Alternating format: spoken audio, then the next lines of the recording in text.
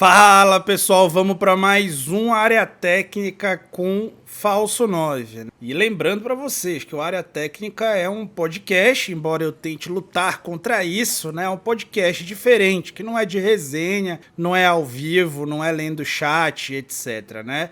É com perguntas sempre muito técnicas, abordando sempre convidados que fazem parte do jogo. Como eu sempre digo a vocês, eu tenho esse gap, digamos assim, profissional, de nunca ter feito futebol, só falado de futebol. Por isso eu trago, pinçados a dedo aqui, convidados que sabem fazer o jogo, que fazem o jogo ou fizeram ao longo dos últimos anos aí, para explicar pra gente o que eles pensam sobre alguns conceitos táticos do futebol. O programa de hoje ele é muito especial e ele é especial para mim e vai ser muito especial para vocês pela linda história que esse cara tem. Para mim, ele é especial porque eu tô trazendo aqui um dos meus grandes mestres e eu coloquei até o meu uniforme da CBF Academy porque foi lá que eu e o professor Cláudio Andrade nos conhecemos. Para mim, professor Cláudio. Para vocês, Cláudio Andrade. E para quem acompanha meu trabalho e entende que eu de vez em quando antecipo o que vai acontecer nos jogos, né? Que eu antecipo a análise de adversários. Pois é, esse homem é um dos grandes responsáveis. Porque foi ele que me ensinou a metodologia, uma metodologia robusta, né? Eu já fazia muito no autodidatismo e no que eu tinha aprendido em outros cursos, mas ele me ensinou uma metodologia robusta e confiável para analisar adversários, né? Faz isso dentro da comissão técnica onde atua e vai trazer histórias de jogos que ele venceu, né, ajudou, né, o seu time a vencer a partir de um plano de jogo perfeito. Chega de papo e chegou a hora do Falso 9 largar a teoria e invadir a área técnica.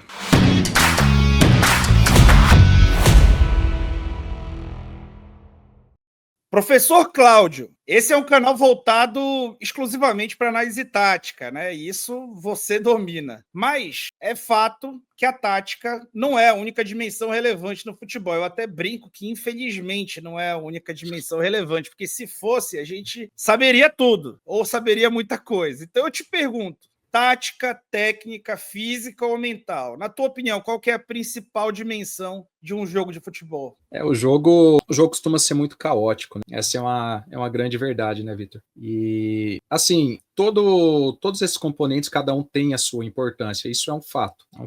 Uma equipe tecnicamente inferior vai ter muita dificuldade de vencer uma equipe de mais técnica. Uma equipe fisicamente inferior também vai ter dificuldade. Uma equipe taticamente inferior, enfim, e também, mas eu até diria, né, para não ficar em cima do muro, que a parte mental talvez seja o mais importante, porque o mental, se você analisar, ele está ligado diretamente a todas essas outras dimensões. Então, é por isso que muitas vezes nós vemos trabalhos que surpreendem tanto, e surpreende obviamente para quem não tem a oportunidade de estar inserido, né, nesse trabalho, surpreende no resultado equipes que não têm tanta expressão, porque justamente talvez esse fator mental nessa equipe esteja mais equilibrado, esteja elevado em relação às outras, né? Eu costumo dizer que, na média, a motivação é um fator contribuinte para a vitória de uma equipe, para o sucesso. É um fator muito contribuinte. O fator motivação é um fator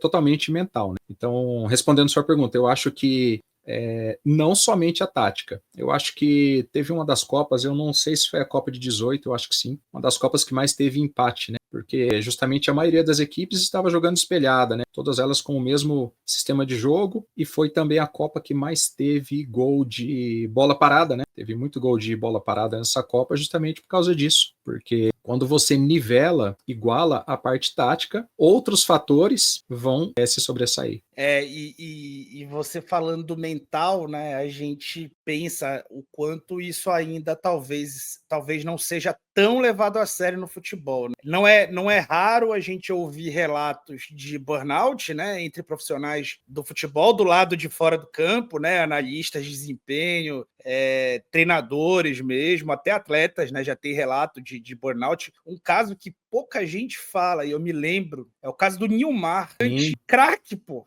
Craque de bola, tinha acabado de fazer a baita temporada no Internacional, aí vai pro Vila Real, pô, de novo no terceiro auge de carreira, não era mais nem o segundo, aí do nada volta pro Santos, se aposenta com tipo 30 anos, 31 anos, 32 anos assim, o cara podia jogar, ele deve ter uma fase, entre aspas, ia ficar roubando mais 5 anos se fosse o caso, mas não, ele parou, se aposentou, abriu mão de vários contratos para fazer isso, muito claramente ele estava totalmente queimado, né, Cláudio? E tem algumas coisas que afetam nessa parte mental que acontecem de repente. E a gente nunca sabe o quanto o jogador está preparado para isso. Não somente esse caso que é um pouco mais extremo, né? Mas vou dar um exemplo aqui que aconteceu em um dos clubes que a gente passou recentemente. Um jogador vinha sendo destaque do time, artilheiro, jogando bem todo o jogo, decisivo, e de repente apareceu uma notícia de que um time grande, um time maior, né, do que a gente estava interessado nele. E assim, foi só uma especulação, não existia nada, mas só o fato de ter saído em grandes portais essa especulação, esse jogador ficou aí 5, 6, 8 jogos,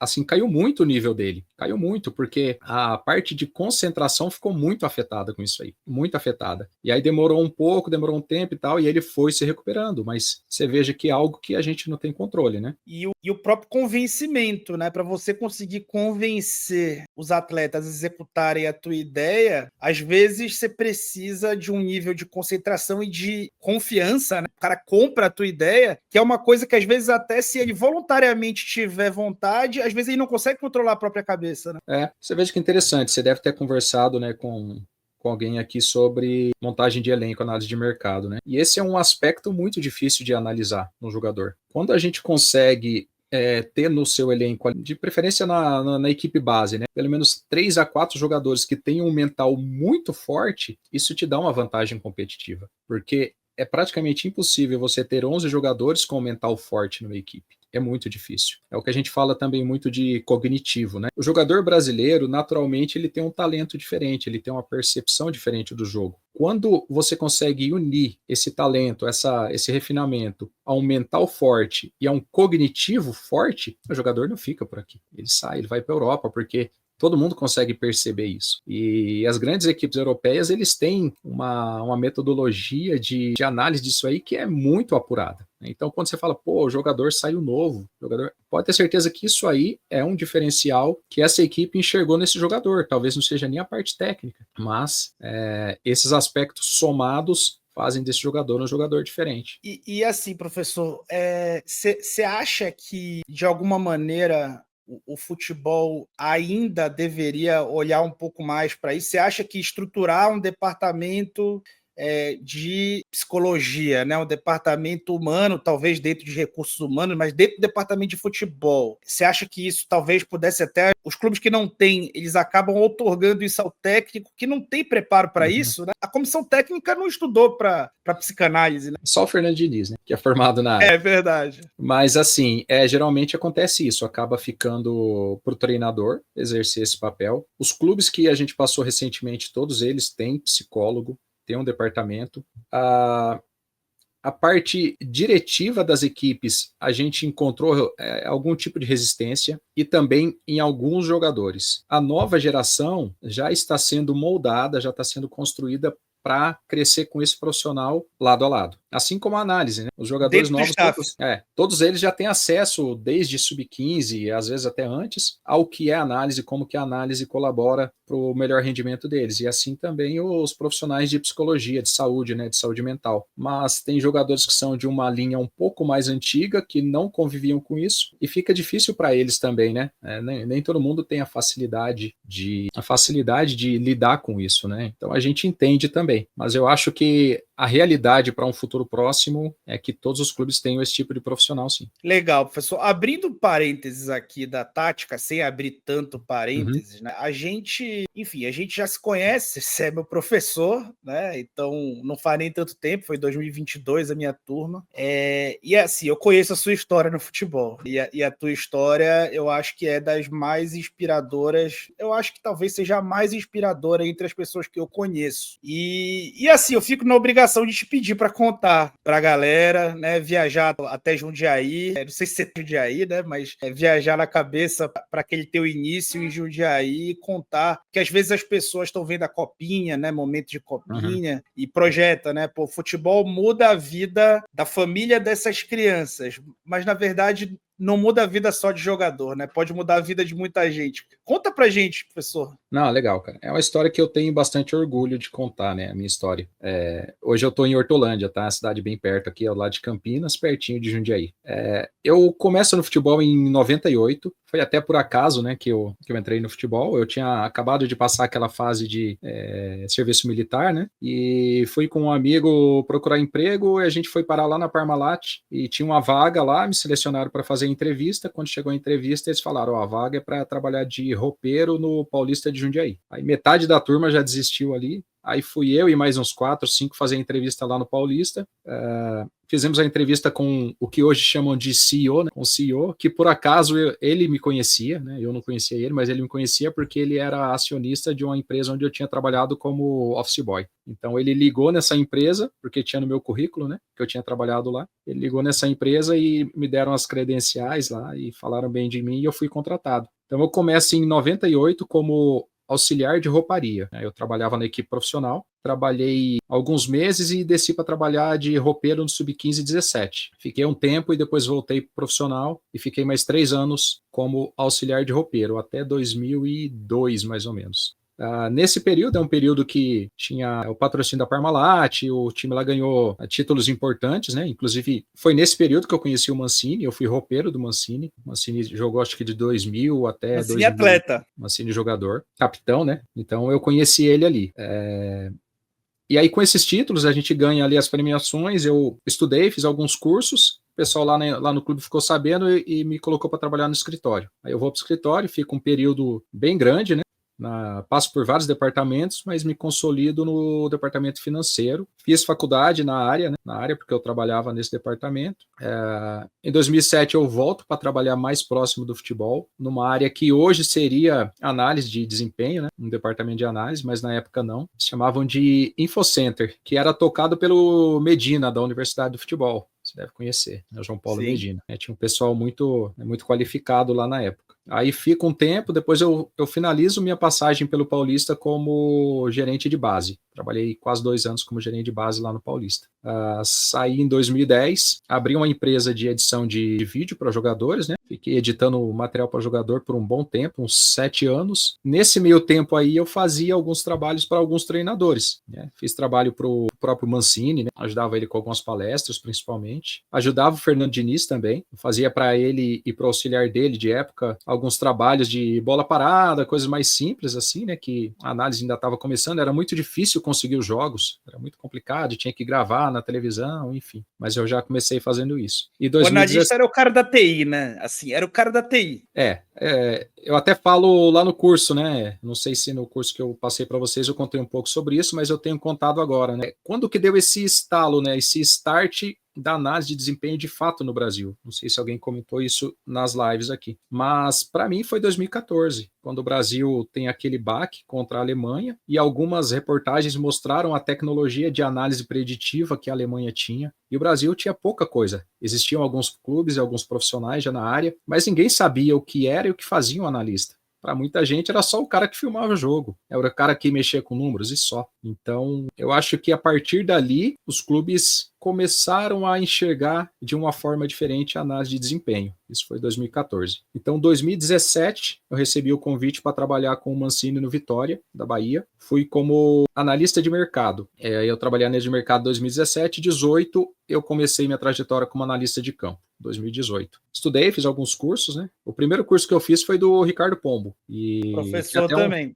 E a gente se conheceu, o meu curso que eu fiz com você foi lá no Vitória, foi no Barradão. Foi, pois é. E aí eu fiz a minha licença como aluno em 2018, depois que eu saí do Vitória, e aí o Mancini no ano seguinte ele foi trabalhar no São Paulo como coordenador, né, você deve lembrar. E aí eu rodei um pouquinho com o auxiliar dele, o Anderson Batatais. Aí trabalhei um pouco no Guarani de Sobral e depois no Ferroviário da capital lá de Fortaleza. Aí a gente retorna na pandemia, a gente vai para o Atlético Goianiense, fizemos lá um trabalho bom trabalho, e a gente vai para o Corinthians, né? Pegar o Corinthians num momento complicado, brigando ali para não cair. Fizemos um trabalho legal também, conseguiu salvar o time, classificou para a Sul-Americana, mas estava num momento difícil, né? O Corinthians sem arena, sem torcida por causa da pandemia. E já tinha o Joaquim Grava lá com o CT, com o departamento de análise robusto que o Corinthians tem, ou ainda estava engatinhando nesse aspecto? Não, já tinha. O departamento de análise do Corinthians, até onde eu sei, é o mais antigo, o centro de análise é o mais antigo do Brasil. Eles são referência ainda, né? Referência final dos anos 90, isso aí. Então lá eu trabalhei com também uma referência minha, que é o Fernando Lázaro, Sim. né, que foi analista do Tite, da seleção por muito tempo. Mas lá já tinha pouco tempo, né? Técnico do Corinthians. Aí ele trabalhou com a gente lá, né, como auxiliar também. E a estrutura lá muito boa, muito boa. E principalmente depois que o Ronaldo passou por lá, ele deixou muita coisa, muita coisa. Aí a gente trabalha no Corinthians, ficamos até o outro ano, saímos e fomos para o América. Aí foi o trabalho mais longo que a gente teve, né? Foram 2 passagens, mas nessas 2 passagens aí, mais de 110 jogos a gente fez pelo América. Aí entre essas 2 a gente passou pelo Grêmio, um trabalho também complicado ali, alguns detalhes que não vem ao caso, e Ceará e agora por último Goiás. Essa é a minha trajetória aí dentro do futebol. Você encurtou bastante, professor, você está preocupado com o tempo, mas não se preocupe. E assim, é muito legal porque aos poucos você foi saindo de ser o cara que estava editando vídeo ali, né, o cara da TI para jogador. Então, no começo, talvez você tenha sido um dos primeiros analistas individual, né, porque ainda não existia, né? E você já fazia. Você sabe que tem uma coisa interessante. Quando eu trabalhava nessa minha empresa, que eu fazia edição de vídeos, eu tinha um sócio, né, que também ele gerenciava alguns jogadores, e lá na época ele falou para mim, ele falou, Cláudio, acho que você pode me ajudar com uma coisa, eu quero que você pegue os jogos, você vai lá, analisa o jogador, vê se ele fez isso certinho, se não fez, aí você faz uma videochamada com ele, que é exatamente isso que está acontecendo agora. E eu falei para ele, falei assim, eu achei a ideia sensacional, mas eu não tenho capacitação nenhuma para fazer isso, porque assistir um jogo ali para editar um vídeo, tudo, beleza. Isso até me aproximou bastante de ser um analista de mercado, né? Porque eu conhecia muito jogador, enfim, a gente já sabe ali, por assistir muito jogo, a gente já sabe as características, né? E isso corta um atalho. Agora, analisar a parte tática, né, a parte técnica específica, para quem não foi um jogador de alto rendimento, né, eu não joguei bola, né, joguei um pouco de futebol de salão, mas fica muito difícil, né? A gente não tem uma credibilidade para fazer isso. E esse cara, ele falou para mim, falou, pô, você poderia fazer isso. Isso foi lá em 2013, 2014, se não me engano. Então, ele teve essa visão lá, né? E algo que hoje em dia todo mundo tem. É isso aí. Bom, e recentemente eu conversei aqui, né, com o Gabriel Correia, que ele é scout, e ele falou muito sobre análise de mercado. E, assim, ao longo da tua história, você foi deixando de ser o cara, primeiro o cara da TI, né? Depois o analista de fato, e hoje você é um auxiliar técnico, né, que também é um analista de desempenho, dos grandes analistas de desempenho desse país, mas já é um auxiliar técnico de uma comissão técnica. Né? E você traçou a sua carreira focada em análise de adversário, só que ligado na comissão do Mancini. Você pode explicar um pouco para a galera como funciona a estrutura mais ampla, né, de uma análise de desempenho do clube, passando por cada subdepartamento ali, que às vezes tem mais de uma coordenação, mais de uma gerência, às vezes alguma parte que é subordinada ao técnico, outra que, na verdade, analisa o técnico. Você conta um pouco pra gente disso? Lógico. Lógico, fica à vontade para tirar qualquer dúvida enquanto eu estiver falando aqui. Mas essa transição que eu tive, né, de sair da análise de mercado para depois a análise de desempenho, para agora ser um analista auxiliar, né? Como não sou eu apenas eu, né? A nossa comissão hoje é o Mancini, o Hever, eu e o Lucas, que é o preparador físico. Então, o Hever, ele trabalha diretamente no campo, naquilo que diz respeito mais à parte técnica e tática da nossa equipe. O Lucas é preparador e eu analista. Eu trabalho também no campo, e essa é uma diferença, né? Nem todo analista trabalha no campo. Hoje em dia, até isso está um pouco mais aberto, né? Eu mesmo, como analista do Mancini, nos primeiros clubes, eu ficava pouco no campo. Eu só ia para o campo para filmar o treino. Eu não ficava lá dentro, ajudando ali, nos treinos, sabe? Participando mesmo. Até porque a gente precisa ganhar esse espaço, né? É algo que eu também falo na aula. Demora um tempo para a gente ganhar esse espaço, porque para isso a gente também precisa se moldar enquanto profissional. Então demorou um tempo para eu entender o que era realmente o jogo. E isso demora. Isso é difícil. Porque o analista de desempenho ele precisa entender de tecnologia, isso é fundamental, não dá para abrir mão, e ele precisa entender de jogo, isso também é fundamental e não dá para abrir mão. E isso demora, porque a tecnologia você estuda, você compra curso, você baixa os programas, você treina, você aprende. Agora o jogo não. O jogo não é só você pegar o jogo e assistir. Você tem que viver aquilo ali no dia a dia. Porque cada partida, cada dia ali de treinamento te ensina alguma coisa diferente. E esse período aí de 2018 até 2021, talvez, eu tenha, nesse período, aproveitado aí para direcionar essa minha atuação dentro da comissão técnica. Teve a pandemia, né, que atrapalhou bastante, né? Foi um período ali que tudo era muito limitado, né? Mas eu digo aí que hoje, pelo menos aí de 1 a 2 anos, para você conseguir moldar ali o teu nível de atuação. Agora, nas equipes, cara, é assim, ó, depende muito do treinador, sempre. Vai depender muito do treinador, porque tem treinador que utiliza pouco a estrutura de análise. Não porque não acredita, não gosta, enfim, isso é tudo clichê. Mas porque é a metodologia dele, que para ele funciona, que ele já vem fazendo há um tempo, então ele vai utilizar pouco. Não significa que não vai utilizar. Tem treinador que utiliza muito. Até o pessoal lá do Corinthians me conta que quando o Silvinho foi o treinador lá, conta que ele ficava o dia inteiro no clube e a maior parte do tempo ele ficava dentro da sala de análise, porque essa é a forma que ele trabalha. Já o Mancini, por exemplo, o Mancini raramente ele vai entrar na sala de análise. O analista vai até a sala do Mancini, mas o Mancini não vai na sala de análise, porque se precisa de alguma coisa lá, esse é o meu papel. Então, sim, o meu papel hoje, primeiramente... depurado pro cara, né? Então, primeiramente, o meu papel é entender como funciona a estrutura de análise do clube. E cada clube tem a sua estrutura. Se o clube tem condição de adequar essa estrutura ao que nós entendemos como o ideal, aí esse é um papel meu. Ajudar o clube a estruturar o departamento de análise, que basicamente seria o quê? Eu gosto que o departamento de análise e o departamento de mercado trabalhem junto, no mesmo espaço. Ainda que tenha alguma divisão, mas no mesmo espaço. Então, quando possível, eu acho que isso colabora bastante ali até para que o analista de desempenho também entenda o que é a função do analista de mercado e vice-versa, porque durante o seu trabalho você consegue talvez colaborar com, por exemplo, estou assistindo um adversário, eu vi um jogador que eu sei que o meu analista está procurando para colocar no banco de dados, já falo, estou vendo um jogador aqui nesse jogo agora que tem essa característica. Então, eu acho que essa troca ela é importante. Então, nessa estruturação, eu procuro ver primeiro como é a estrutura física do local, quais são os profissionais que tem lá, quais as ferramentas tecnológicas e como são os processos. Então, basicamente é isso. E para rodar, em média, os clubes vão ter ali pelo menos 2 analistas de mercado, talvez um chefe mais um ou 2, porque muitas vezes até um coordenador ou um executivo dentro do clube cumpre esse papel de chefe de análise, né? Vai depender muito do perfil.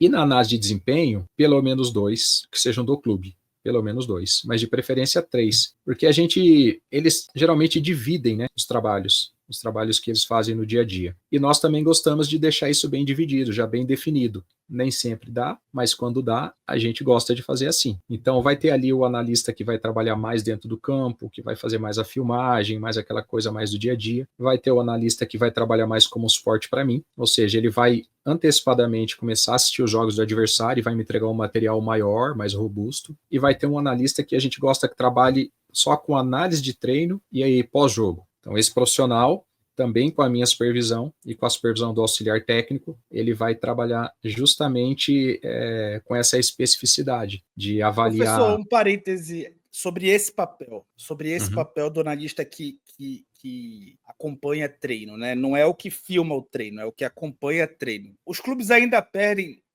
né? Vocês ainda investem tempo em coleta de dados de treinamento ou a coleta de dados dos softwares, o iScout, Sportbase, por exemplo, dos jogos ela atende, ou a coleta de dados de treino hoje é feita por uma IA? Ainda se perde tempo coletando dados? Legal essa sua pergunta, cara. E eu diria que não seria perder tempo, né? Mas gastar o tempo, né? Porque as plataformas só vão te entregar de jogo. E o treino, ele tem um formato muito diferente do jogo e é restrito.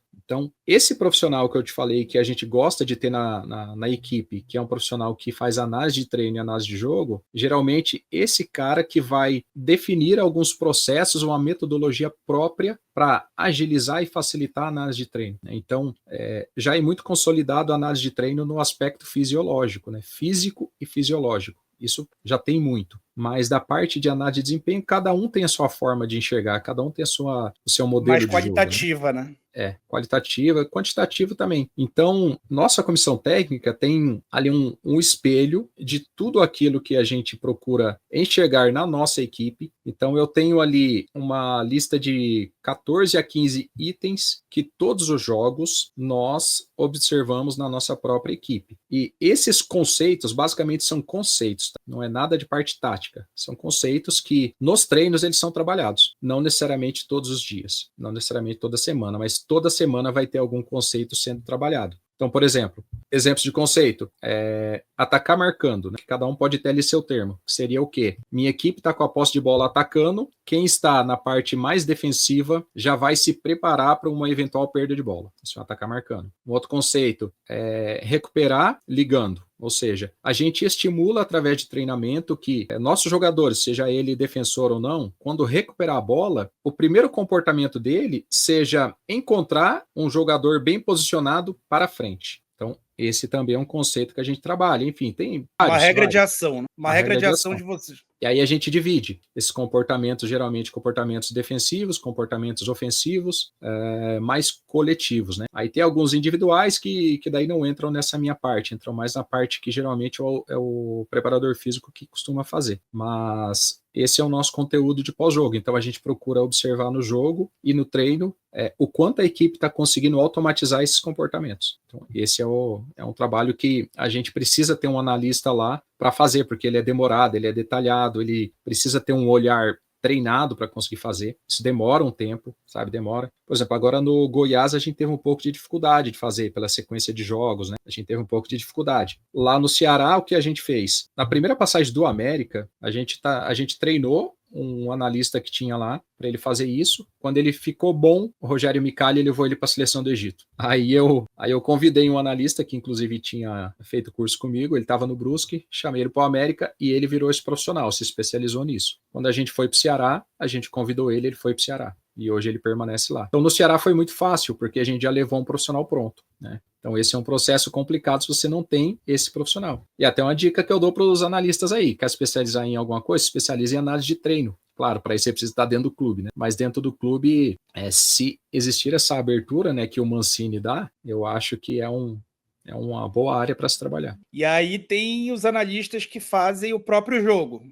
ou o analista de adversário faz o próprio jogo. O próprio jogo, no caso, o nosso jogo, é também esse analista que faz o treino, mas sempre que a gente tem, por exemplo, uma semana aberta, né, ou seja, jogo sábado, domingo, sábado, domingo, quem faz esse trabalho sou eu. Eu gosto de fazer a própria equipe, né, o próprio jogo, porque eu já estou inserido ali durante toda a semana, acompanhando todos os treinamentos, toda a estratégia, toda a ideia, então fica muito mais fácil para mim. Então eu gosto de fazer e sempre que eu tenho esse tempo eu faço. E durante os jogos, né? Para ti facilita muito no teu caso, né? Porque normalmente muitas comissões técnicas têm o seu coordenador de análise que vai, ou o analista do jogo, que vai acompanhar e já vai municiar o técnico de informação no intervalo, às vezes durante mesmo, hoje em dia tá muito rápido, né? E todo mundo vai conectado, às vezes o cara vê o replay do gol no banco de reserva, né? Muito comum já.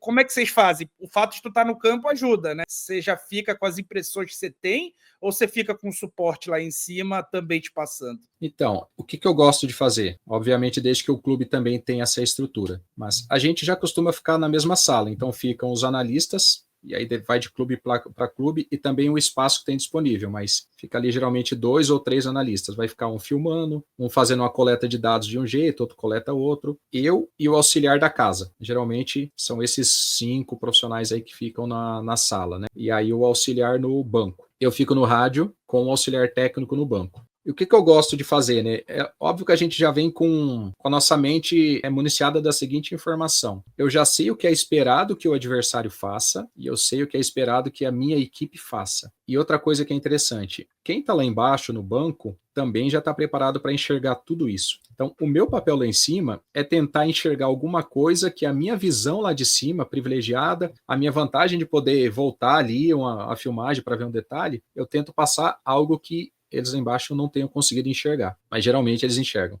Então, eu costumo dividir com o profissional da casa, com o auxiliar técnico da casa, ou até com outro analista, mas geralmente é com o auxiliar, para eu olhar uma equipe e ele olha a outra. Então, geralmente eu olho a nossa equipe e ele olha o adversário. Se tem algum insight dessa equipe adversária, ele me fala e eu passo para o banco. E o insight nosso eu passo, porque é muito difícil observar duas equipes. A gente não tem essa capacidade cognitiva, né? Eu estou olhando ao Às mesmo vezes, tempo. observar duas coisas no mesmo jogo. O José Boto recentemente falou numa coletiva, ele chegou no Flamengo, ele falou: eu assisti os jogos duas vezes, primeiro para analisar a própria equipe, depois para analisar o Felipe Luiz. Ele falou sobre isso. Exatamente, porque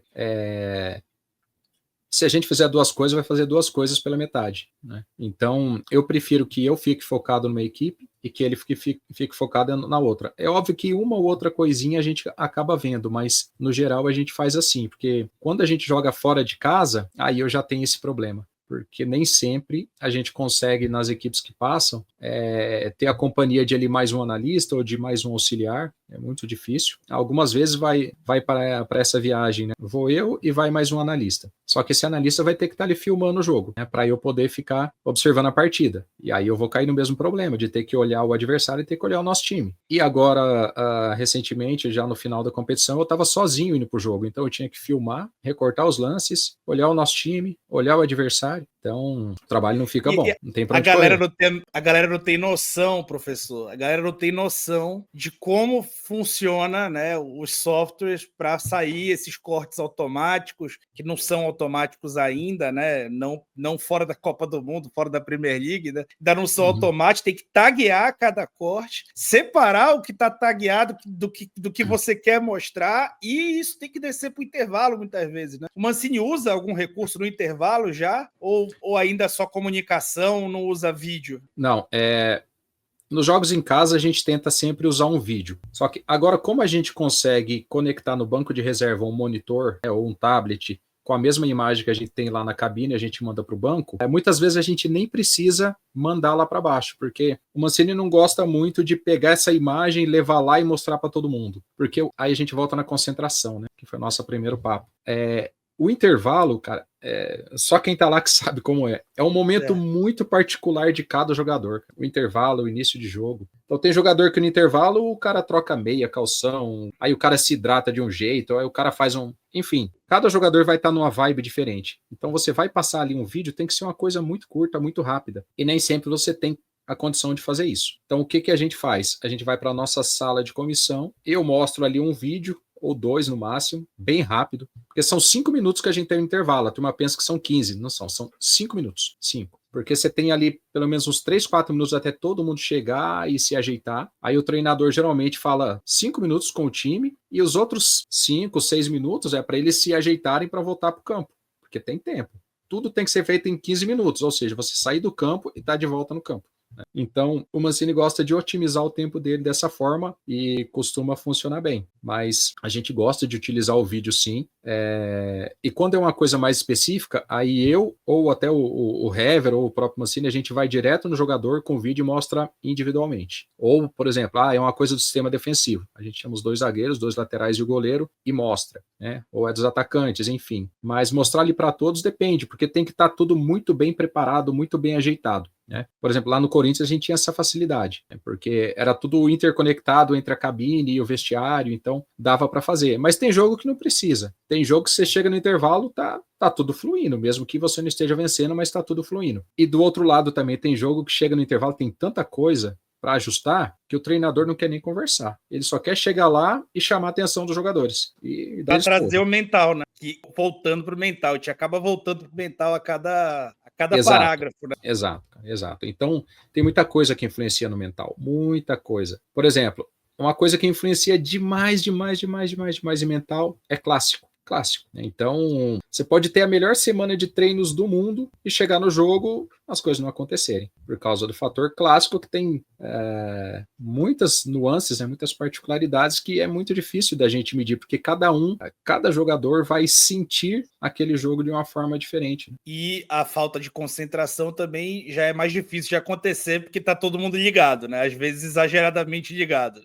Você sabe que é interessante que todo jogo, né, a gente chega ali faltando 1 hora e pouco pro jogo, né, mas a contagem regressiva começa faltando 1 hora pro jogo. Aí quando primeiro momento chega a escalação do adversário, a gente olha, analisa, compara com a projeção que foi feita. Modéstia à parte, geralmente eu acerto, 95% das vezes eu acerto o time adversário, né, de tanto fazer isso, né, e de conhecer o treinador adversário, ver aquilo que ele pensa, o que a equipe tem feito, né, a gente já consegue prever bem como a equipe vem. Então a gente faz aquele insight ali, conversa, e quando tem alguma surpresa a gente fala das variações, aí o treinador vai lá, dá uma prévia para os jogadores ali, beleza.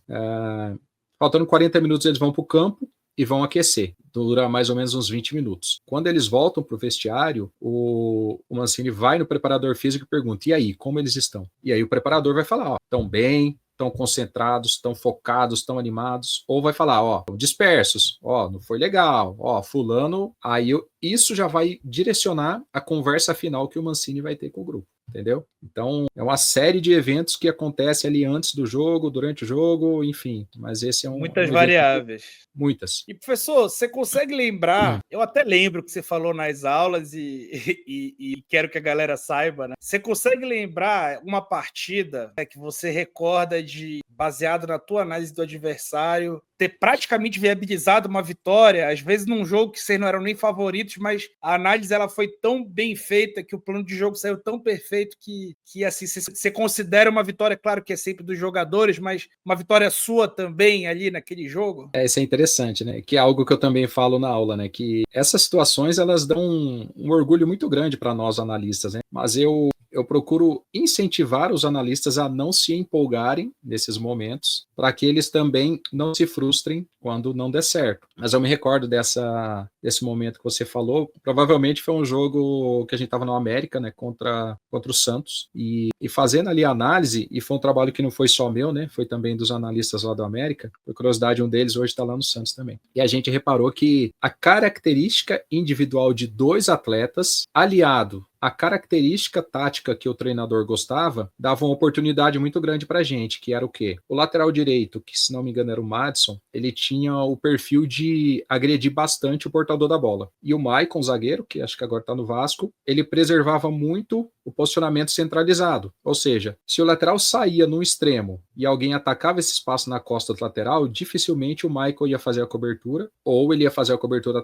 atrasado, porque não era o estímulo que o time deles apresentava pelo aquilo que a gente analisou. Poderia ter sido algo pontual, mas a gente sempre tenta se resguardar assistindo várias partidas para procurar aquele evento várias vezes. Se ele se repete, a chance dele acontecer novamente é maior. E a gente mostrou isso para o Mancini. O Mancini achou um fato relevante, porque a gente tinha na equipe característica de jogadores para executar uma jogada em cima disso. Isso foi treinado taticamente, tecnicamente, taticamente, de forma estratégica, né? E a gente foi para o jogo contra o Santos, a oportunidade apareceu, a jogada foi executada, a gente fez o gol e ganhou esse jogo por 1-0 através dessa única jogada decisiva que teve. Então, é algo assim que a gente gosta de lembrar, porque mostra o trabalho do analista, que às vezes parece que é só isso, né? Mas não é. Tem algumas outras coisas que são...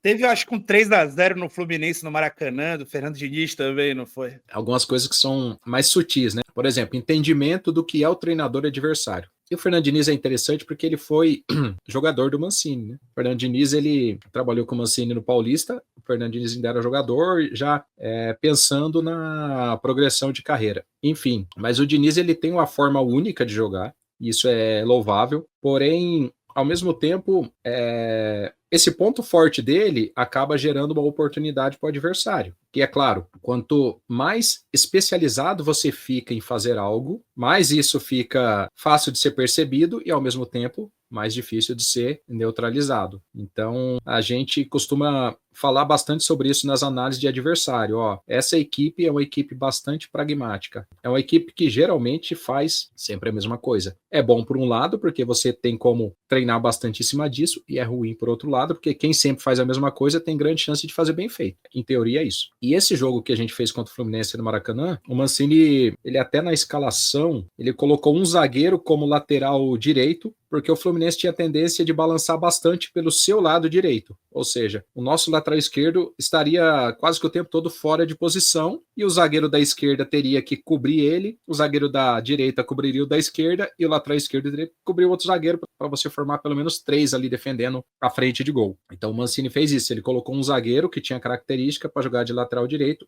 porque a chance dele atacar seria menor. E foi para marcação individual sem sobra no campo inteiro. É assim que o Mancini marcou lá o Fluminense, que era um time que se arriscava muito no início de jogo, né, principalmente dentro da área, e ali no primeiro tempo a gente conseguiu recuperar muitas bolas, fizemos 2 gols no primeiro tempo, finalizamos muito e não sofremos nenhuma finalização no primeiro tempo. Então foi um jogo que se resolveu ali nos 45 minutos, segundo tempo mais equilibrado, mas na mesma ideia. Então foi um jogo que não existia um plano B da equipe adversária. Algo que, por exemplo, no ano seguinte, lá em BH, aconteceu esse plano B, mas não intencionalmente. Até um dos jogadores do Fluminense depois confidenciou pra gente, né? Algo que a gente pensou que era uma coisa, foi outra. Foi um jogo que teve o mesmo script. A gente foi lá, marcou, pressionou, tal, recuperou a bola, eles não conseguiram finalizar, só que a gente não fez o gol. Terminou 0-0 o primeiro tempo, perdemos muitas chances. O Fluminense deu acho que uma finalização só. E voltou pro intervalo, o Diniz trocou 2 jogadores. E ele tira,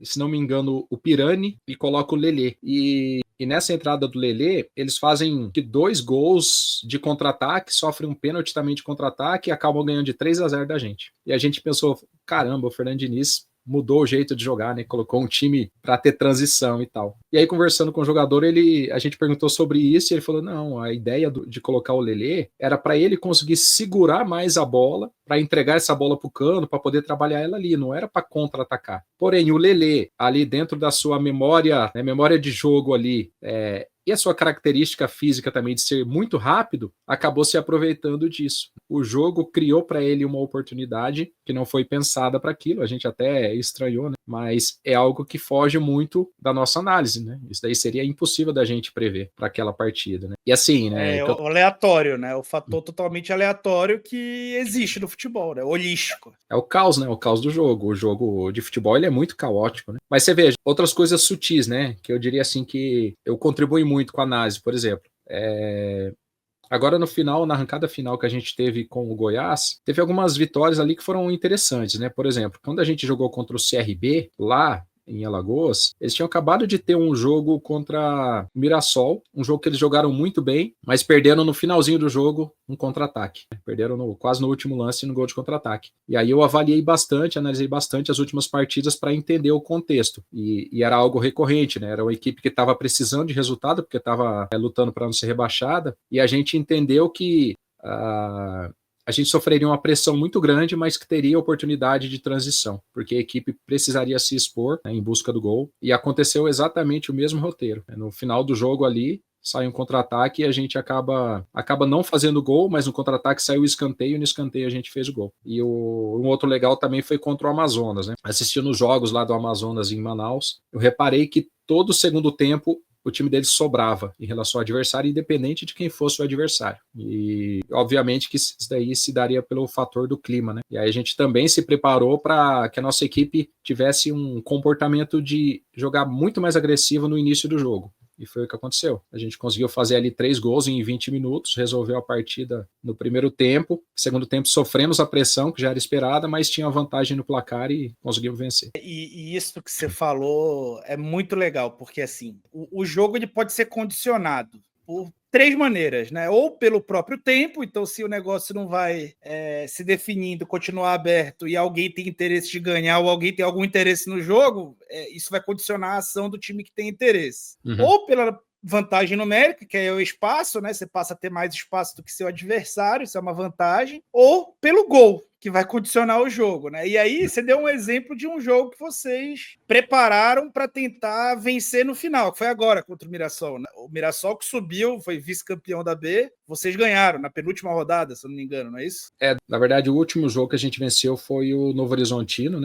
Foi a o Novo última Horizontino. rodada. Aí antes desse jogo a gente jogou com o Amazonas, jogou com o CRB, né? O Mirassol foi um jogo que a gente jogou em casa e acabou perdendo. O Mirassol que eu usei no exemplo, ele tinha enfrentado um jogo antes o CRB, né? Que foi nosso adversário. Mas, assim, muitas vezes acontecem outras coisas também, né? Que condicionam o jogo. Por exemplo, um jogador ser expulso. Isso também é um fator muito relevante. Então, é algo até que eu valorizo muito no trabalho do Mancini. O Mancini é um dos poucos treinadores que faz treino tático estratégico, treino coletivo, com superioridade e inferioridade. Ele tem um modelo estratégico para a equipe jogar com um a mais e com um a menos. Então, todo jogador, ao longo do trabalho, ele já sabe como a equipe vai se comportar se tiver com um a mais ou com um a menos e se a equipe estiver ganhando, empatando ou perdendo. Todos eles sabem. Então, ele já sabe, por exemplo, a gente está jogando em casa, a gente está precisando do resultado. Ele já sabe o que tem que fazer na plataforma tática. As regras de ação, né? Já. Então, isso dá uma vantagem para a gente, porque não precisa, por exemplo, a partir do momento que aconteceu a expulsão, seja do nosso jogador do adversário, não precisa chamar todo mundo, reunir ali e falar, agora faz isso, faz aquilo. Não. Não precisa fazer uma troca, às vezes não precisa fazer uma troca de uma peça, a não ser que seja a expulsão de jogador nosso, às vezes precisa. Todo mundo já sabe o que tem que ser feito. Então, isso é algo que eu acho muito interessante da metodologia de trabalho dele.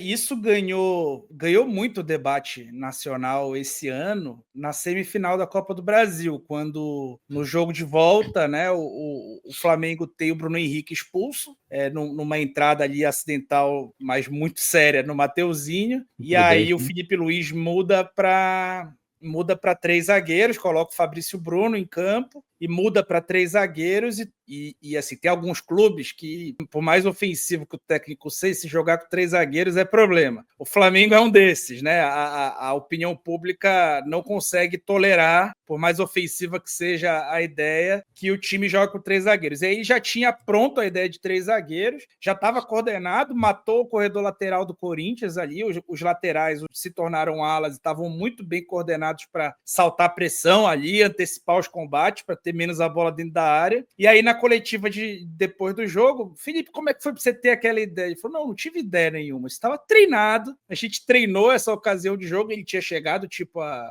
10 dias no Flamengo. Uhum. A gente treinou, a gente treina com um a mais, a gente treina com um a menos e tal, e ele fala que aprendeu isso com o Jorge Jesus, que fazia isso. E o Mancini também faz, mas são poucos, né, os que fazem isso. Você vê um desespero, e um líder mostrar desespero para os seus liderados, às vezes gera até uma falta de confiança e a perda do mental, né? E são poucos até porque é algo que muita gente não tem noção, né? Mas o treinador tem pouco tempo para treinar. Você imagine uma semana que tem jogo domingo, quarta, domingo, um país do tamanho do Brasil. E aí vamos desconsiderar as grandes equipes que têm condição de viajar em voo particular, voo fretado, o cara voa e volta no mesmo dia. Mas uma equipe menor, vou pegar, por exemplo, o Ceará, que a gente estava lá jogando a Série B. Você sai de Fortaleza, você vai jogar em Santa Catarina. Você sai de Fortaleza 2 dias antes, chega lá, descansa, tira o cansaço da viagem, treina no outro dia, joga, aí no outro dia você perde o dia inteiro, porque você tem que viajar novamente. Então, nesse processo aí já foram 4 dias. 4 dias de envolvimento em um único jogo. Aí você vai ter o próximo jogo. Só que no dia seguinte que você voltou da viagem, o jogador ainda não está 100% pronto para treinar, né, a todo gás para o jogo. E aí no dia seguinte talvez você já tem jogo. Aí como é que você vai treinar? Aí você vai inserir dentro de tudo isso aí um treino totalmente específico, que seria esse treino com um a mais, um a menos. Então tem muita particularidade que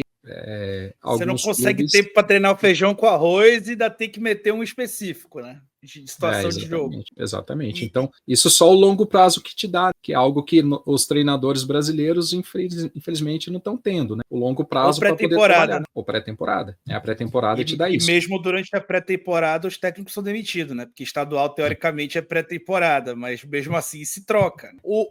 Uma coisa que você falou, e realmente eu conversei uma vez com um treinador, eu moro em Belém do Pará, né? E almocei uma vez, eu não era analista, não estudava futebol, não tinha canal, nada. E ex-atacante Guilherme, na época era técnico, eu não sei se ele ainda continua sendo técnico, né? E ele me confidenciou a dificuldade logística que ele estava enfrentando, então técnico do Paysandu. E aí, o que ele me relatou? Ele falou, cara, quando tem muito jogo, a gente tá na Série B, a gente enfrenta às vezes o Brusque, eu acho que foi o Brusque que ele falou. Lá em Brusque não tem aeroporto. A gente vai daqui para Porto Alegre, ou seja, de Belém para Porto Alegre, é praticamente a maior distância que você pode percorrer no país, tem poucas distâncias maiores do que essa. E lá você pega um ônibus e você roda mais ali 3 horas de ônibus, enfim, não sei qual foi. Eu acho que ele estava falando do Criciúma, na verdade. Pode ser. E porque tem o os Brusque clubes do ainda interior consegue de São descer em Florianópolis.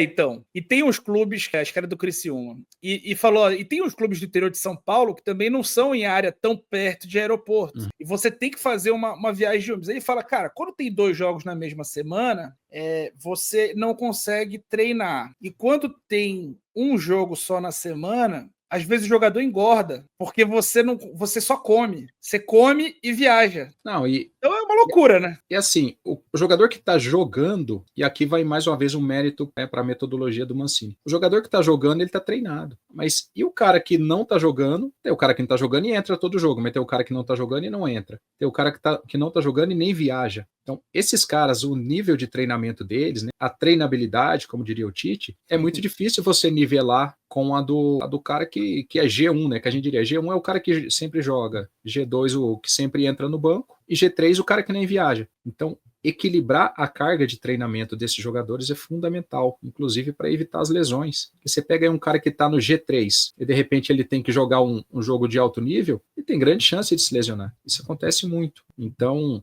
muitas vezes o que acontece? A gente sai para 2 viagens fora de casa, a gente nem volta. Você fica aí 8 dias fora de casa, 9 dias. Isso é muito comum. E para você treinar em bom nível nessas viagens é difícil, porque toda a tua estrutura está no clube, inclusive estrutura de jogadores, porque você vai viajar ali talvez com 22 jogadores, você não consegue fazer um treino legal porque às vezes o cara está recuperando, às vezes o outro ali machucou. É uma dificuldade muito grande que os clubes que não têm essa capacidade financeira acabam enfrentando.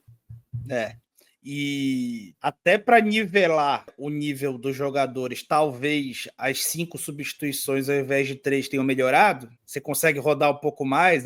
Assim, você sentiu diferença na fisiologia e no ritmo dos jogadores? Também, e até mesmo na parte estratégica, né? Porque olha só como é difícil a vida do treinador. Todo mundo troca os caras da frente, né? Se tiver que pressionar, o time da casa troca, né? Porque você vai pensar sempre em ganhar o jogo, né? Então você vai trocar quem está mais perto do gol. Mas pensa o seguinte aí, ó, que o treinador, se ele tiver 3 substituições, ele vai sempre fazer no máximo 2 até um determinado momento. Porque ele precisa guardar uma para eventual lesão, para expulsão. O treinador pensa assim, né? O torcedor lá, não, ele pensa, troca. E com as 5 trocas, você tem as 5 trocas, mas você tem os momentos de troca. Então você não consegue parar o jogo 5 vezes. Se você fizer uma no intervalo, beleza, você ainda tem ali mais 3 momentos para trocar mais 4. Mas você não trocou ninguém, você está lá no segundo tempo. Você vai colocar 5 caras, só pode parar o jogo 3 vezes. Então isso tudo tem que ser pensado também. Por isso que o cara sempre troca de 2, ou 2 ou 3. E muitas vezes o cara nem usa os 5. Por causa disso, porque se você pensar bem, você está trocando metade do time, e isso reflete na parte tática e estratégica também, reflete na parte física, que é quem é mais beneficiado, né, com tudo isso, só que você também vai ter uma mudança muito grande de parte técnica e parte tática. Os times que jogam mais sem a bola, eles trocam mais, né? Assim, o Vojvoda. O Vojvoda é um técnico que sempre vai trocar os 2 alas dele, alas barra atacante, né? Geralmente ele tem um lateral ala e um lateral atacante, né? Um ala atacante. Então, naquele time lá dele, sem ser esse de agora, o outro que era muito bom dele, todo jogo ele trocava o Crispim, todo jogo ele trocava os 2 atacantes ali, então ele tocava o atacante, mas ele trocava os atacantes. Pikachu? O Pikachu também ele trocava, que era o outro ponta. O falso ala, né? É isso, e trocava os atacantes. E aí ele joga sem a bola, mais do que com a bola, é a estratégia dele, até por conta do gramado que é muito ruim lá e das viagens que faz. E você nota que ele tá trocando para conseguir marcar alto, né? Você troca para conseguir continuar marcando alto. E nesse contexto, aquela figura do camisa 10, que é insubstituível, é mais um prejuízo para os grandes times hoje do que uma vantagem, né, professor? O que acontece é assim, ó, e até uma dica para você começar a reparar nas equipes.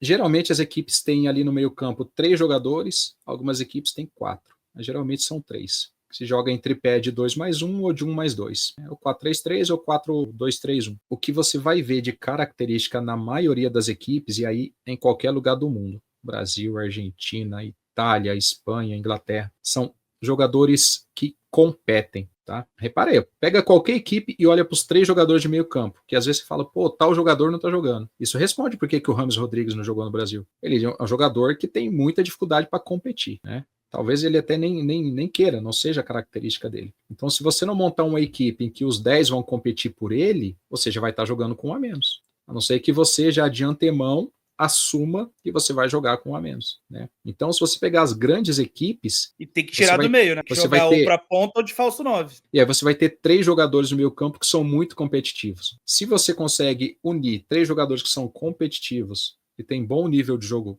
de parte técnica, a chance dessa equipe ser forte é muito grande. E é essa característica que o Fortaleza sempre teve. 3 jogadores que competem muito no meio campo. Em alguns momentos eram jogadores mais técnicos, em outros momentos não. Teve um dos jogos nossos ali contra o Fortaleza, que eu acho que foi uma das finais, não me lembro ao certo, que dos 10 jogadores de linha, ele tinha ali pelo menos 7 jogadores que tinham característica de muita marcação, muito fortes. Não necessariamente eram defensores, mas eram jogadores que marcavam muito. Então foi um jogo assim muito equilibrado, porque nós também gostamos de jogadores com essa característica, porque a gente sempre diz, se você iguala a parte física e a vontade, não sobra muito espaço para a parte técnica e tática. Porque a parte tática você também consegue igualar com uma boa estratégia e um bom treino. A parte técnica é mais difícil. Né? Então, por isso que a gente trabalha tanto na questão do duelo. Né? Então, a gente fala muito duelo, justamente por isso, né? Que são jogadores competitivos. Então, no América, vocês conseguiram dosar um pouco a carga. Eu não lembro qual era o nome do camisa 10 que veio do São Paulo, que era um gringo, que jogou muito com vocês, mas tinha o Ale e o Juninho sustentando ele, né? Esse é um bom exemplo, que era o Benítez. Né?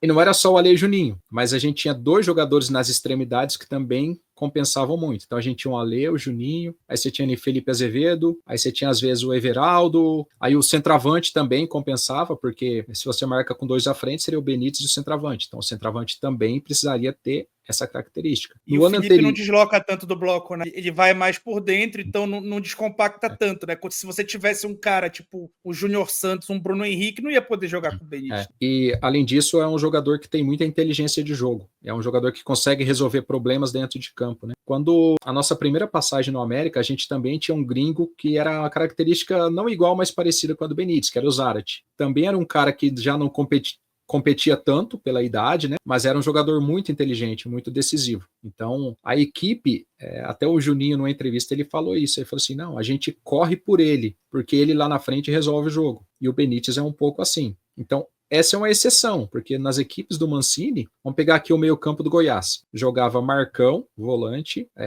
Rafael Gava, que é um meia volante, e o Juninho, que é o volante meia que era do Vasco. São 3 jogadores que competem demais. Eles conseguem jogar e competem. Então, demorou um pouco para esse meio-campo ser encontrado e entrosado. A partir do momento que a gente chegou nesses 3 aí, o resto da equipe ficou muito mais fácil de se encaixar. O 4-3-3/4-4-1 nesse contexto, ele é mais fácil de compactar do que o 4-2-3-1, né? No 4-2-3-1, se tu tem um meia tipo o Benítez, tipo o Arrascaeta, e você tem um ponta tipo o Júnior Santos, tipo o Bruno Henrique, você vai estar descompacto muito mais vezes, né? A não ser que você esteja muito com a bola ou muito lá marcando o pop perde e pressiona.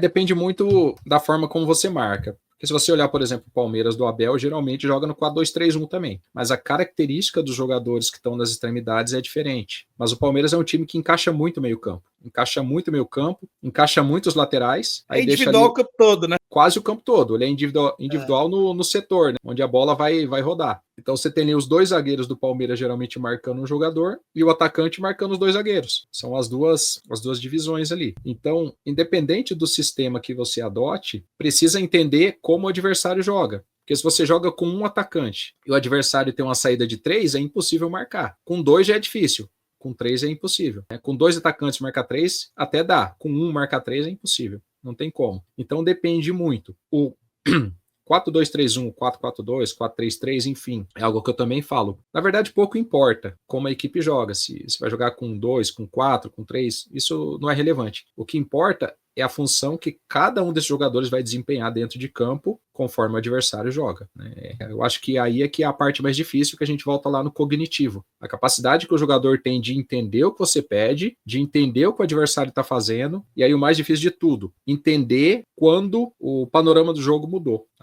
Isso é o mais difícil, que é algo que no América a gente tinha, né? O Ale é um jogador que dentro de campo ele consegue, e o Rafael Gava também, do Goiás, eles conseguem perceber muito fácil essas mudanças táticas que o adversário faz. E aí eles próprios ali dentro já direcionam um ou outro e resolvem ele mesmo. É muito bom ter esse... É quase que o treinador dentro de campo, né? Exatamente. E aí se você consegue ter 2, 3, até mais dentro de campo, pelo menos um em cada zona, né? Um na defesa, um no meio campo, um no ataque, a chance de tua equipe desorganizar é muito pequena. Legal. Professor, sobre a análise individual de atleta, né? Voltando, a gente falou sobre isso no começo da sua história, né? Até brincamos que você foi o primeiro, né, digamos assim. Hoje, como a gente mencionou, hoje os atletas eles são quase que uma MEI, né? Eles são uma empresa, assim. Eles têm hoje um staff muito robusto e 1000 consultorias individuais, seja no plano tático, seja no físico, no mental, como você mencionou, para todas as dimensões do jogo. Você acha que em algum momento pode haver conflito de interesse, né? De o atleta às vezes ter o staff tão robusto que ele talvez enxergue que nem o técnico dele é, digamos, o chefe? E você acha que é possível, para tentar esclarecer essa situação, os clubes começarem a verticalizar isso e executar isso para os atletas, para eventualmente evitar essas interferências? Você acha que isso é um problema ou isso é um não problema? Então, evitar é algo até que a gente já conversou, né? Não tem como, porque o jogador tem a liberdade de contratar quem ele quiser para assessorar ele, desde que não comprometa a atividade dele dentro do clube, né? Então hoje o jogador tem ali, às vezes, um personal trainer, né, um preparador particular. Às vezes o jogador tem até um fisioterapeuta e também, às vezes tem um psicólogo, né, e um analista. Não vou entrar nas outras áreas porque não são as minhas, mas na área da análise, obviamente, pode ter conflito, sim. Nos inícios de trabalho, eu sempre comunico a todos os atletas que quem tiver um analista particular e quiser colocar esse analista em contato comigo, eu falo, fique à vontade, está aqui meu contato, pode me chamar a hora que quiser, para esse analista entender como é a nossa forma de trabalho, né? Enfim, nunca ninguém me procurou, desde que isso existe, nunca ninguém me procurou para conversar, falar disso. Às vezes o jogador procura e fala alguma coisa, mas o analista jogador nunca ninguém me procurou. Eu acho assim que os conflitos podem ser basicamente 2, tá? O primeiro, de ordem técnica, ou seja, isso um jogador me confidenciou, um jogador que inclusive jogou em time grande, muito grande. Ele falou assim, pô, Claudião, meu analista veio corrigir meu gesto corporal, falou que eu fiz tal coisa de um jeito assim e tinha que ter feito de outro. Aí ele falou que ficou todo sem graça de falar para o menino que o menino estava errado, né, para não soar deselegante e tal. O que ele quis dizer? Que o menino quis ali ter uma certa proatividade, mas falou alguma coisa errada, provavelmente porque esse menino não jogou futebol de alto rendimento para ter esse conhecimento de corrigir um gesto técnico do jogador. Então, esse é um risco que pode acontecer. E aí cabe ao jogador falar assim, ó, vamos limitar a conversa a tal coisa, não vamos entrar nisso não. E o outro risco que pode acontecer é de parte tática. Então, nessa conversa que eu tenho com os jogadores, eu já deixo claro, eu falo assim, ó, os teus analistas particulares, pede a eles que não se atenham a corrigir parte tática que se refere ao treinador, tá? Então, se você quiser chegar para ele e falar, ó, o treinador pediu para eu fazer isso, isso e isso no jogo, ok. Agora, ele chegar e falar, ó, tal e tal coisa que você fez taticamente foi errado, aí não. Porque ele não tá ali no dia a dia para saber o que o treinador pede e no jogo o que o treinador pensa. Né? Então, esse é um trabalho que até mesmo eu evito fazer. Né? Eu deixo esse trabalho para o auxiliar direto e para o próprio treinador. Eu limito o meu trabalho àquilo que foi treinado e àquilo que o treinador pede para eu observar. Eu não extrapolo, não é minha intenção. E essa parte técnica também, de corrigir gesto, eu também procuro evitar, porque pode acontecer exatamente isso aí que aconteceu, e eu já ouvi de jogador, e eu me senti mal, porque eu entendi o que ele quis dizer, mas eu acho que ele não estava certo. O jogador fala assim, mas você já jogou bola? E isso não faz muito sentido, porque nós temos exemplos aí de grandes treinadores campeões que nunca jogaram bola. Eu trabalhei com um treinador de goleiro que nunca foi goleiro e ele formou grandes goleiros. Goleiro que já foi campeão do mundo. O cara nunca pegou uma bola com a luva. E ele era treinador de goleiro. Então, eu acho que isso é um exagero. É claro que eu entendo o que ele quis dizer, eu não gostei, não falei também, porque eu entendi o que ele quis dizer, mas é uma grande besteira, porque obviamente que a maioria das pessoas que estão envolvidas nesse momento são pessoas que jogaram bola. Então, por exemplo, se tem alguma correção de gesto assim, eu deixo sempre para o auxiliar ou para o treinador, e às vezes até o preparador físico nosso ele gosta de fazer também. Eu procuro limitar bastante esse tipo de coisa para não ter que ouvir esse tipo de comentário infeliz, né? Embora eu tenha, né? Eu trabalho no futebol desde 98. Esse ano eu completo 27 anos de futebol. Então, 27 anos de futebol com certeza ensinaram muito mais para mim do que talvez para um cara que jogou 2, 3 anos. Mas enfim, mas são coisas que o tempo também nos ensina, né? A entender o ambiente que a gente está, como o ambiente funciona. E esse é um dos problemas que a análise específica individual podem trazer, né? Esse tipo de situação. Mas para mim o pior seria da parte tática, tá? Eu acho que da parte técnica até nem é tão grave não, mas da parte tática sim. E será que isso que você trouxe é muito rico, né? Porque assim, todas as modalidades coletivas, elas tendem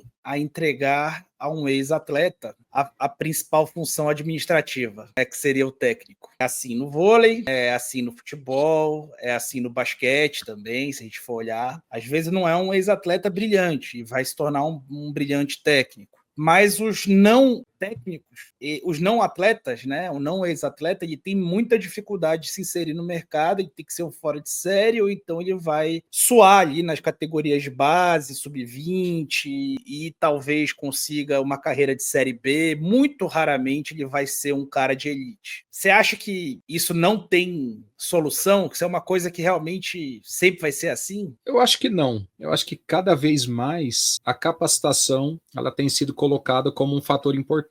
Eu acho que isso acontece muito, Vitor, porque antigamente não existia capacitação, né? O Brasil demorou muito para se organizar nesse sentido. Então, o Mancini fala bastante nesse aspecto. Então, demorou-se muito para a gente ter uma licença de treinador, demorou muito para criar-se regras e, obviamente, né, que a pessoa que estava sempre mais próxima de um treinador era o ex-jogador. Então, por isso que esse profissional sempre acabou assumindo essa figura. É claro que houve um momento aí nesse período de lá para cá, em que esteve muito na moda os treinadores acadêmicos, né? Você deve lembrar disso aí, que teve um momento ali que todo mundo queria ter o seu treinador acadêmico. Estudioso. Seu Estudioso, exatamente. Isso passou e eu acho que, de uma certa forma, isso aí também acabou, entre aspas, queimando um pouco esse tipo de profissional. De certa forma, por culpa deles mesmos, né?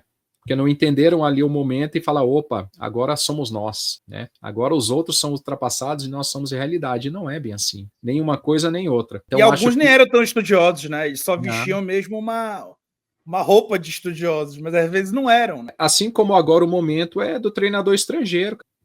Time de Série D. Time de Série D tá trazendo treinador português. Entendeu? Série C, Série D. O que estava na Série A começou a ir para B, já é uma realidade, agora está indo para C e para D. E aí a questão é exatamente essa. Qual que é a diferença? É muito disso, é só moda. Eu até respondi um comentário em uma página portuguesa, que eu não lembro o nome, o cara falando mais ou menos assim, que nossos treinadores foram lá ensinar para os brasileiros o que é ser um treinador. Aí ele citou Jorge Jesus, citou o Abel, citou o Luiz Castro, Arthur Jorge. Aí eu fui lá e comentei, botei o nome de uns 15 que passaram por aqui e ninguém lembra. Aí eu botei no comentário, falar dos que foram campeões é muito fácil. Agora fale também desses daqui que vieram aqui e não aconteceu nada. Porque se a gente também para analisar, vamos lá, Luiz Castro, Arthur Jorge, Abel Ferreira, Jorge Jesus, todos eles trabalharam em equipes que deram as condições para eles brigarem por títulos. É claro que alguns outros também estiveram em equipes que tinham condições de brigar por título e não brigou. Agora, são exceções, não são a regra. Assim como, por exemplo, o Vojvoda é uma exceção, de um treinador que está um trabalho de longuíssimo prazo em uma equipe emergente, fazendo um trabalho excelente, mas também é uma exceção, não é uma regra, né? Então, eu acho que, infelizmente, a classe diretiva dos clubes também tem comprado essa ideia, muito porque esse treinador estrangeiro ele serve como um escudo para o mau trabalho que alguns dirigentes acabam executando, porque planejamento é o mais importante, né? E como você vai ter planejamento se você troca a equipe, troca o treinador a cada 2, 3 meses. né? Não tem como. Isso não é tolerado em negócio nenhum, né? Assim, negócio nenhum, obra nenhuma troca o engenheiro 3 vezes no mesmo ano, empresa nenhuma troca o gerente ou o diretor 3 vezes no mesmo ano. Isso só acontece no futebol, né? E é muito por isso que você falou. É o respaldo, né? Compra tempo, compra paz, e o dinheiro não é dele mesmo, muitas vezes, né? Agora, aparentemente, existe uma tendência de profissionalização e talvez tenha sido puxado pelas SAFs, né? Não que toda a SAF seja exemplo, acho que passa longe disso, mas acho que acabam, de alguma maneira, puxando essa discussão para o bolso também, né? Esse turnover custa muito caro, né? A SAF, se você analisar de uma forma diferente, ela acaba profissionalizando a única área que não se profissionalizou, que é a gestão. Essa é a grande verdade. Por isso que não é o fato de a SAF dar certo ou não, isso não tem nada a ver. O clube virar SAF não é sinônimo de que vai dar resultado. Mas a probabilidade desse clube ter uma gestão mais profissional, ela é maior, né? Então, esse é o grande problema. O nosso exemplo do clube que a gente passou por último foi esse. É um clube que tinha uma gestão ali parcialmente profissionalizada, mas não era essa gestão profissionalizada que tomava as principais decisões dentro do clube, né? Muito bom. Professor, nós estamos estouradaços do tempo aqui. Nós vamos para a pergunta final, que é sempre a mesma, tá? A pergunta Claro. inicial é sempre a mesma e a pergunta final é sempre a mesma. Professor, o jornalista italiano já falecido, né? Antes de morrer, ele deixou esse... Quer dizer, antes de morrer, ele colocou essa pulga atrás da orelha, minha, na verdade, que é a frase que ele cunhou, né? O nome dele é Gianni Brera. Ele cunhou a frase de que um jogo perfeito terminaria 0-0, porque as defesas anulariam perfeitamente os ataques, sem falhas humanas, nem falhas táticas ou estratégicas, né? Não sairia gol. Você concorda que o jogo perfeito seria 0-0? É difícil concordar depois que a gente começa a trabalhar dentro do alto rendimento do futebol, porque é uma das primeiras coisas que a gente aprende quando começa a estudar o futebol, é que o jogo de futebol é caótico. Então, por mais que você tenha ali duas equipes que encontram a perfeição no ataque e na defesa, eu acho que é impossível você reunir duas equipes em que os 11 jogadores dessas equipes se equivalham em nível técnico, tático, físico e emocional, que foi até um dos pontos que a gente conversou. Então você imagina você ter ali 22 jogadores nesse nível. Além disso, beleza, conseguimos ali reunir 22 jogadores de mesmo nível, aí você vai ter que ter o juiz também, né? Então, veja só quantos fatores estão envolvidos nisso aí. Mas, de certa forma, eu acho que o jogo totalmente equilibrado, eu acho até que ele ficaria feio, eu acho que ele ficaria monótono, né? Então, eu acho que a grande graça do jogo é justamente essa, né? Ele é de certa forma imprevisível, tudo pode acontecer a qualquer momento, e às vezes não necessariamente naquilo que se refere somente ao jogo, né? Sei lá. Às vezes ali o time vai fazer o gol, o Gandula entra em campo e não deixa ser o gol, sabe? Loucuras. O cara chuta uma bola, a bola bate no morrinho num campo que às vezes a grama parece boa e sai o gol. O jogador se machuca, é outra coisa que você não tem como controlar. Então acho que a imprevisibilidade do jogo é que torna o jogo tão interessante. Esse duelo de estratégias, isso para mim é o que eu mais gosto no futebol, até porque é a área que eu trabalho, né? É o duelo de estratégias. E convido a quem estiver assistindo começar a enxergar o jogo por essa perspectiva, que é assim que eu ensino meus alunos, né? Enxergar o jogo através da estratégia. Tentar compreender o que o treinador pensou para o jogo, ao escalar determinado jogador, ao fazer determinada troca, a desenvolver as jogadas de determinada forma. Por que faz isso contra uma equipe, contra outra não faz? Por que faz isso fora? Por que coloca tal jogador no jogo e tal em outro? Então, esse duelo de estratégia que torna o jogo tão bonito, né? E uma prova disso que você falou, né? A história que você contou do Santos, ela ficou tanto na minha cabeça da vitória. Eu não lembro quem era o técnico do Santos. E aí, esse ano, na hora de eu fazer minhas análises pré-jogo, eu já tinha enxergado esse espaço em alguns times, não é tão incomum assim, mas tinha um time nessa temporada que fez 2 finais, inacreditavelmente, ninguém entende como, né? Que foi o Atlético Mineiro. Uhum. E que tinha esse espaço muito claramente entregue no lado direito da sua defesa, né? Ele tinha ali o Lianco, que é um zagueiro, apesar de muito forte e de relativamente rápido de velocidade final, ele tem muita inércia, ele é o cara pesado para se movimentar numa velocidade mais curta, e do lado dele, quase como um lateral, era o Gustavo Scarpa. E você tinha o tempo inteiro o Scarpa ou gravitando pelo campo ou afundando muito, e não tinha regra de ação nenhuma para cobrir a lateral do bloco. Do lado esquerdo, até que também acontecia, mas você tinha o Guilherme Arana, que era da posição, e você tinha ali acho que era o Batalha, que fazia o lado esquerdo da defesa, não era canhoto, mas acabava acontecendo bem ali, relativamente bem. Mas, cara, todo jogo do Atlético, na hora de estudar que eu via, aparecia aquele espaço, chance de gol criada, e aí falei, e o Flamengo enfrentou 4 vezes esse adversário nos 4 jogos. Foi um banho ali por aquele lado, né? E eu fazendo os pós-jogos. Né? É incrível como um time com um defeito tático, uma falha tática ou uma deficiência tática tão assim clara tenha feito 2 finais das 2 Copas mais importantes. Acho que só o caos explica, né? E a qualidade técnica dos atletas. Mas sabe o que acontece às vezes? E talvez eu vá te surpreender com essa resposta, mas às vezes isso não é uma falha tática. Às vezes é uma característica que o treinador está ciente, só que ele acredita que aquilo não é suficiente para invalidar todas as outras partes que ele pratica no modelo de jogo. Vou dar um exemplo aqui nosso. O Mancini gosta de marcar, por exemplo, pode ver, todo jogo do Mancini, a gente vai marcar tiro de meta do adversário. A gente marca sem sobra. E todas as equipes sabem disso. E, invariavelmente, todo jogo que a gente pega, o primeiro tiro de meta, o segundo tiro de meta do adversário, eles vão tentar fazer alguma jogada. Então, alguém, por um lado, pode falar, isso é uma falha, porque é um risco muito grande. Por outro lado, nós treinamos muito isso. Nós estamos preparados. É aquilo que eu falei com você. Se é pragmático, é bom por um lado, é ruim por outro e vice-versa. Então, para nós, isso também é uma oportunidade, porque se eu estou marcando lá em cima, sem sobra nenhuma, o único jogador que sobra é o goleiro deles, eu também estou expondo essa equipe a uma situação que talvez ela não tenha se preparado, ou tenha se preparado somente naquele jogo. Então, para ele também é um risco tentar sair jogando contra essa equipe. E também é um risco, ou quebrar essa bola no atacante, que vai ter que colocar a bola em disputa, ou tentar fazer uma jogada que vão ter que estar muito bem ensaiado. E pelos nossos registros, eu acho que só uma vez a gente sofreu gol com a equipe que ensaiou uma jogada que acho que foi um jogo contra o Peñarol. Acho que foi um jogo contra o Peñarol que a gente sofreu o gol assim. Mas foi por falha técnica de um jogador nosso. Não foi por surpresa. Ele na jogada ensaiada dessa equipe adversária, que eu acho que foi o Peñarol, ele acabou perdendo ali o tempo no duelo, foi driblado e a gente sofreu o gol. Créditos e débitos, né? Créditos e débitos de uma estratégia. A gente olha sempre pelo saldo positivo. Legal, professor. Professor, foi um prazer de novo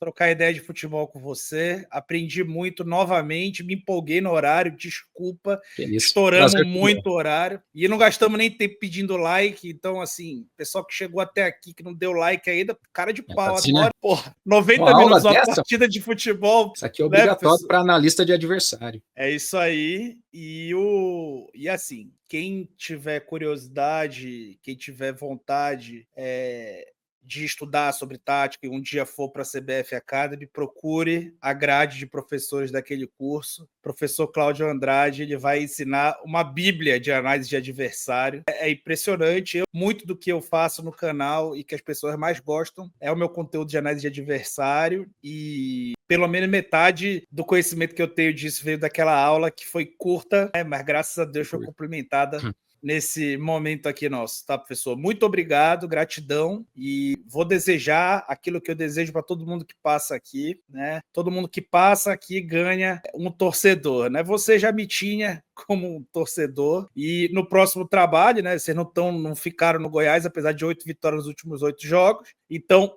no próximo trabalho, que vai ser logo, até o fim do estadual, vocês já estão aí no mercado de novo, a gente vai acompanhar e vai torcer por vocês. Maravilha, eu agradeço o convite, foi um prazer muito grande poder falar de análise, né? A gente gosta tanto dessa área do futebol, e a conversa flui realmente, tinha assunto para mais 2, 3 horas de conversa, com certeza.